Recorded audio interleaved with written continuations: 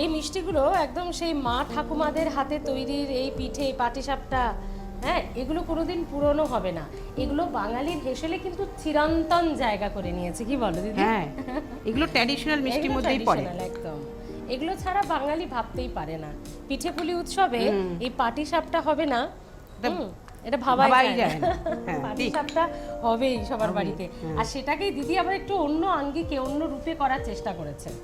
এটা মোটামুটি ফুটেই গেছে দিদি, এরপর কি অ্যাড করবে বলো? মালাইটা ইউজ করব আমি। মালাইটা ইউজ করবে তুমি। খোয়া ক্ষীর আছে, এবার মালাইটা বলো। ইউজ করি, তার সঙ্গে এটা খোয়া ক্ষীরটা ইউজ করে নেব। হ্যাঁ, হুম। এখন দেওয়া হচ্ছে খোয়া খোয়া ক্ষীর। ক্ষীর দিচ্ছি আমি। হ্যাঁ, হুম। খোয়া ক্ষীরটা একটু হ্যাঁ হ্যাঁ হ্যাঁ হ্যাঁ একদম। এটাই পাটিসাপটার কিন্তু মেন পুর, তাই হ্যাঁ, তো? এটাই মেইন পুর। হ্যাঁ, এটা দিয়ে আমি আমরা পাটিসাপটা তৈরি করব। এটাই মেন পুর। বাহ। আচ্ছা, দুই মেয়ে তাহলে এখন থাকে কোথায়? একজন থাকে পিজিতে, ও আচ্ছা, PG গাইনির উপর hospital-এ। স্পেশালাইজেশন করছে।